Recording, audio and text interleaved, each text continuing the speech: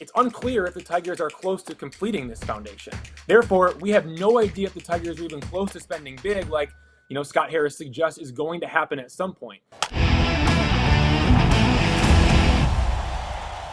We have the Tigers beat writer for the Detroit Free Press joining us, Evan Petzold, right now. Evan, great to have you on. And we were talking about some trade possibilities for teams. Of course, it's starting to look that way for Detroit. They are 34-40 in what's been a surprisingly competitive division. So thanks for joining us. And can you give us the evaluation on the state of the Tigers right now?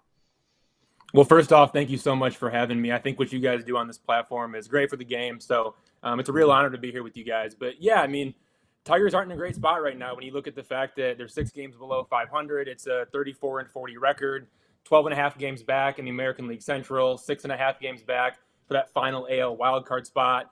What really concerns me, though, is it's the 29-40 record since the 5-0 start to the season. So at 29-40, like that's a 68-win pace over a full season. Things aren't looking great in Detroit right now. And when you talk about, the trade deadline coming up and teams being sellers and buyers, it sure seems like the Tigers are definitely going in the direction of being sellers.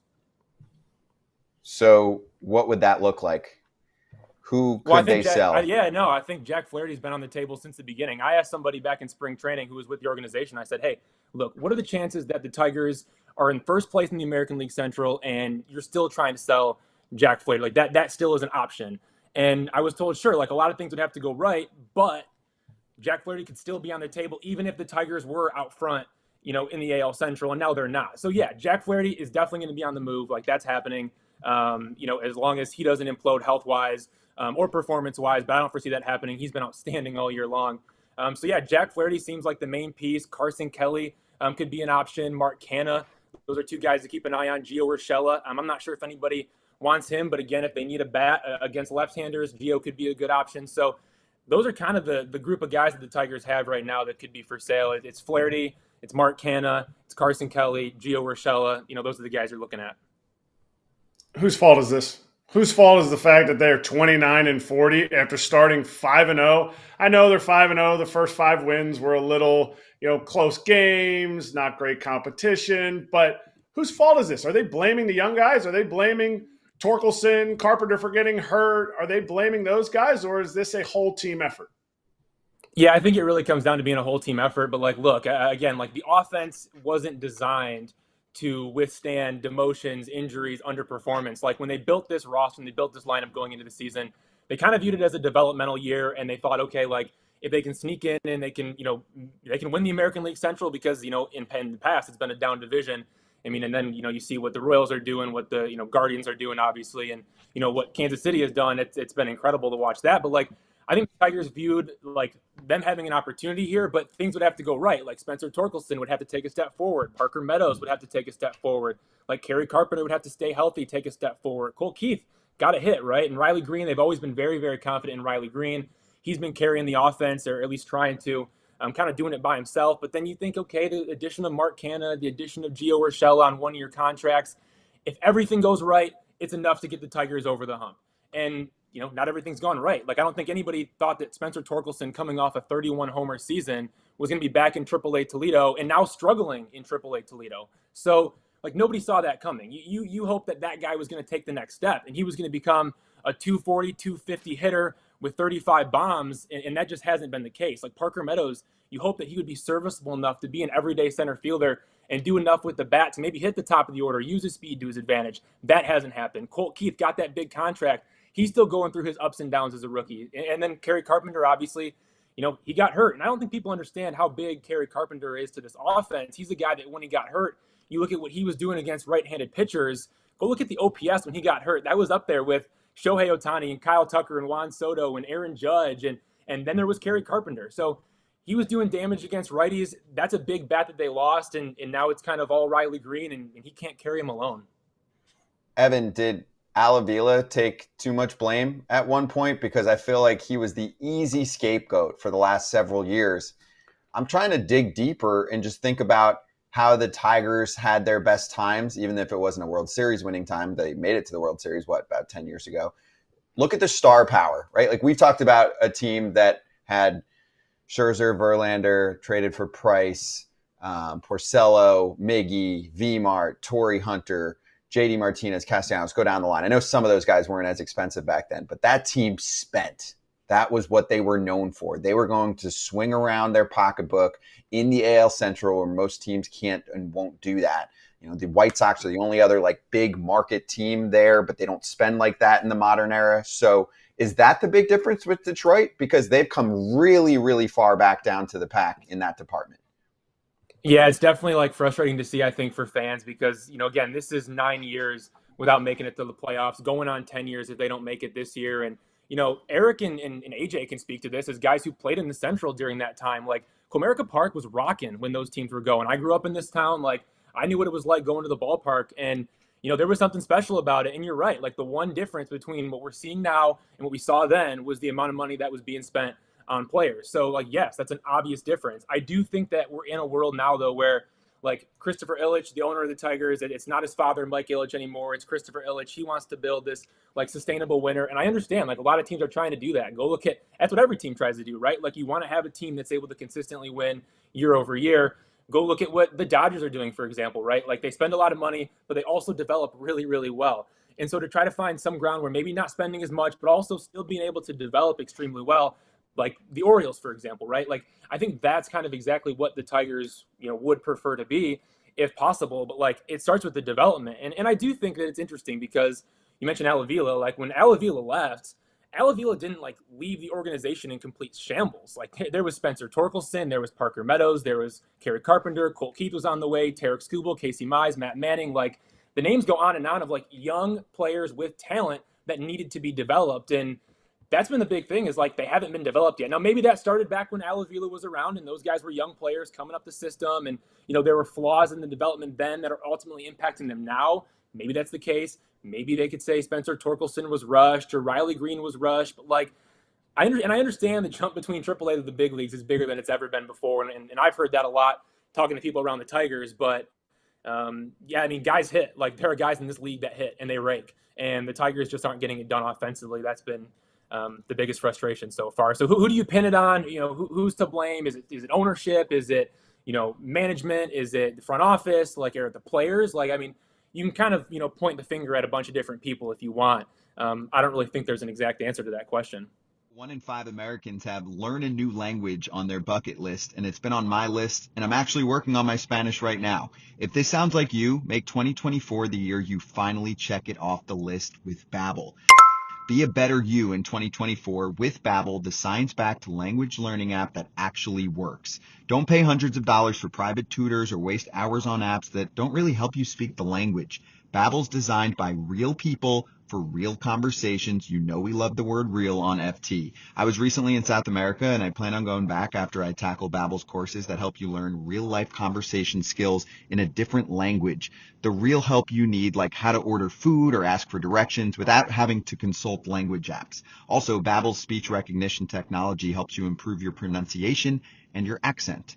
Here's a special limited time deal for our listeners. Right now, get up to 60% off your Babbel subscription, but only for our listeners at FT at Babbel.com/foul territory. Get up to 60% off at Babbel.com/foul territory, spelled BABBEL.com/foul territory. Rules and restrictions may apply. With Babbel, you can learn everything you need to have real-world conversations, from vocab words to culture, and all it takes is just 10 minutes a day.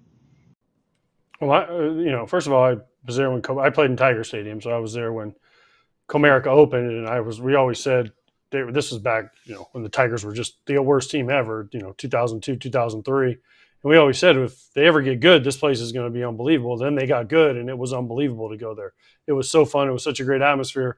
So I think everyone misses those days. Although the scoreboard, they still need to move a little bit to the right. I guess it would be from home plate, because I never understood why half the scoreboard was hidden by the stands. But they do have the great whale photo out in right field that you can stare at, from on the building. But anyways, how much of this is just busts? I mean, you mentioned Torkelson in AAA, Manning, Mize. I know there's been injuries involved. The Javi Baez signing, which people kind of questioned at the time. They thought that was like the Pudge Rodriguez signing back in the day where, all right, people are going to start coming to Detroit.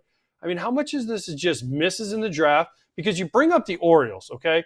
Now, the Orioles, yes, are on a heater right now, but they're also not signing their guys. So let's say 3 years from now, Adley, Gunnar, all these guys are free agents. They're not getting those number one picks, number two picks, high picks, right? So guess what? The Orioles, everyone's talking about sustainability. Well, they're going to go from up here to just right back down, right? So yes, there's a fine line, but how much is it just misses? And I know injuries suck and injuries you can't plan for, but how much of this is just like, man, we missed? Yeah, well, real quick, the whales that you discussed, those have been covered up by ads over the last 3-4 years. Maybe they got to tear the ads down, and then the team can start playing well again. Yes, I love that whale out in right field. Yeah, the curse of the whales, we'll call it that. But look, here's the deal. Is it certain guys being bust? Maybe not. Kerry Carpenter was also developed. Riley Green's a pretty good player. Wencio Perez, yes, he's falling off now, but he came up and he was pretty good for a stretch. So I don't know. It's really hard to pinpoint it on these guys are just busts. And if that is the case, right? If we never see Spencer Torkelson again, and it's going to be a minute before we see him, we might not see him again until September. And if he doesn't start showing signs that he can make adjustments in Toledo, we might never see him again. That's how this game works. If you don't hit in the minor leagues and show that you can make an adjustment, you're not going to get back to the big league. So he has to prove his way back to Detroit, and it's going to be a minute regardless. There's a Javi contract. Christopher Illich, the owner, called that a turning point for the Tigers when that signing was made. Obviously, it hasn't worked out. That's a problem for the Tigers. It also sucks, too, because the Tigers don't have any other shortstops. Zach McKinstry, Ryan Kreidler are on the roster right now. Well, Javier Baez is dealing with a back injury, but, go look at what Ryan Kreidler is doing offensively. Go look at what Zach McKinstry is doing offensively. It's not great. And then in terms of other shortstops, there's nobody else coming until a 19-year-old in Low A Lakeland named Kevin McGonigal, and there's questions if Kevin McGonigal's even going to be able to stay at shortstop. So I don't know. Again, these are a lot of Avila draft picks, right? Casey Mize not missing any bats. Matt Manning, he's in Toledo. He hasn't been able to put it together, which is the most frustrating thing, too, because Matt Manning is uber athletic. You look at, you line up a bunch of pitchers, and you're going to say Matt Manning is the most athletic pitcher of that group, and he just hasn't been able to put it together. He's got a fastball, and that's about it. He hasn't been able to put together the secondary pitches. So, but again, Tarek Skubal was developed. So to say all these guys are bust, I think is inaccurate. But also it concerns me because these are all Avila draft picks. So if you're looking at what is Scott Harris's window for contention, when does Scott Harris plan to win? Is it with Al Avila's guys or is it with his guys? And that's why I think there's a world in which fans might end up waiting for Kevin McGonigal and Max Clark, a pair of 19-year-old position playing prospects in Low A Lakeland. They were drafted together in July 2023. Maybe Tigers fans have to wait for them to get to Detroit. And that might be 2026, 2027. And by that point, Tarek Skubal, who's been pretty much the best pitcher in baseball all year, could be gone. So that's the other thing is if the window's not open now for the Tigers, when is it going to be open? You have the best pitcher in the big leagues on your team. You could argue that Tarek Skubal's been the best. And if you're not trying to win now, yikes, when are you trying to win? All right, so here's my thing, though, with this. I understand what you're saying. I'm not saying they're all busts, okay? But what I'm saying is if this is the route you go, the Orioles, they've also had to supplement it with guys outside their organization, right? They go get a Corbin Burns. They go get – last year they had Kyle Gibson, and they brought in some other guys, right? This year they went and got Craig Kimbrell because Bautista was down, right? I'm not saying they're all bust. What I'm saying is, though, at some point we were talking about they don't want to spend. You got to spend at some point. Even the Cubs, when they did theirs, the Astros, when they did their thing. Well, who'd they go get? The Astros. Justin Verlander, right? Who'd the Cubs go get? Lester and Lackey, right? And then Aroldis Chapman to finish it off, right? So they have to bring in guys from outside the organization. What I'm saying is you can't be so naive, and you have to have the GM see this also, that you have to bring out – sometimes you just can't rely on your own guys. And, yes, if you have 30 prospects – we were talking about the Orioles earlier. You have 30 prospects on a list. If 5 of those guys become big league players that help your team win, that's a win for the organization. Now, everyone's like, oh, there's 30 guys that are great. Well, all 30 of them ain't going to pan out, whether it's injuries, things happen, whatever, they get called up, the lights are too bright. It happens to everybody. And so that's my thing with the Tigers is when they were spending, they were still bringing guys up because they had guys that I remember coming up. Brandon Inge, right? He was a Tigers draft pick, came through. There was a bunch of guys that they brought up and they made it, and then they supplemented.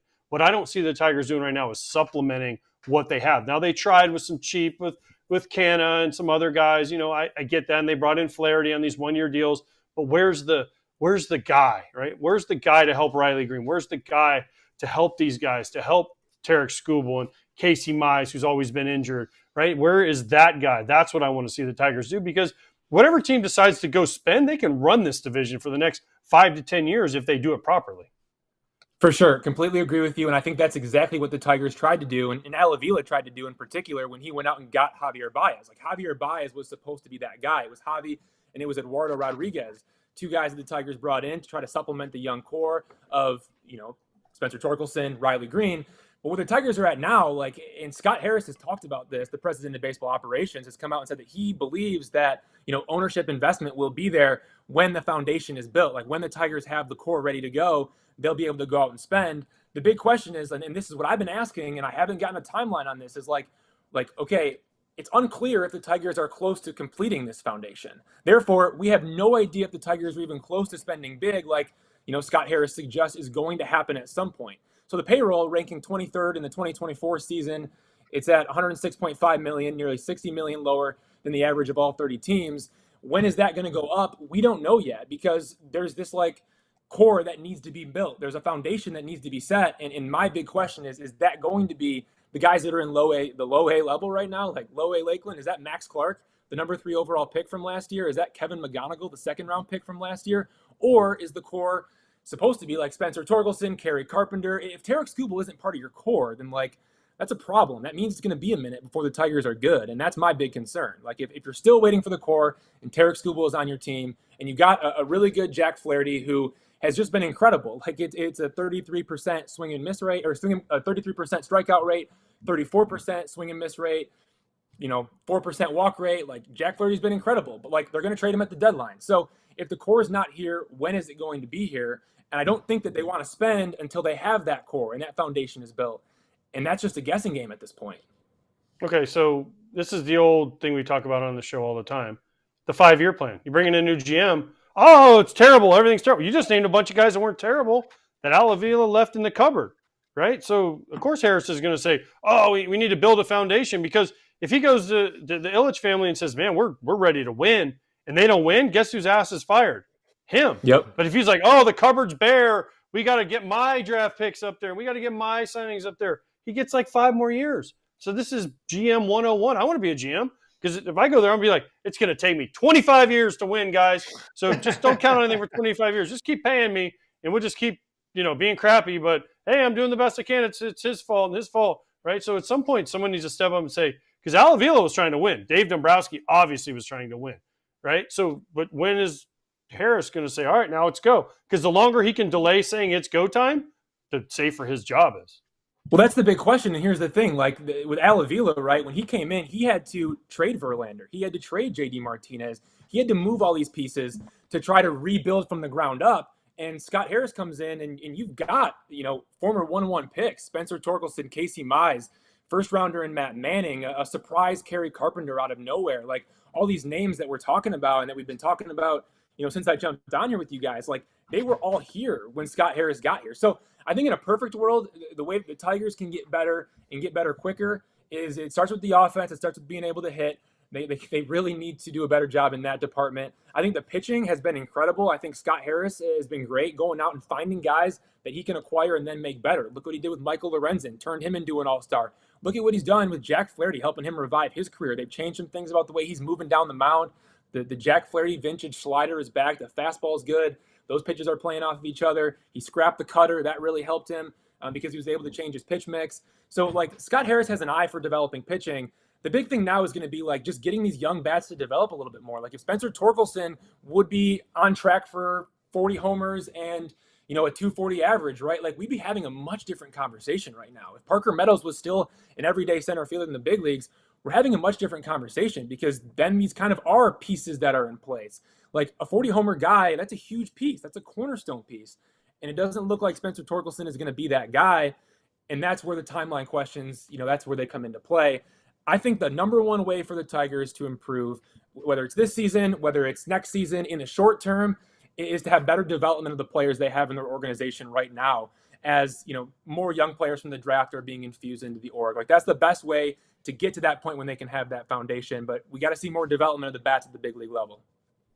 Evan, great work. Really appreciate the FT praise and all the insight on the Tigers delivering it strongly. Really good stuff. And you can follow Evan at Evan, Petzold, and read his work in the Detroit Free Press. Thanks, bud. Appreciate it. Yeah, thanks, fellas. Hey, everybody. Be sure to like and subscribe for more content. We're back here every weekday, all year long, so do not miss an episode. The videos are coming in all day. Here's another video you might enjoy.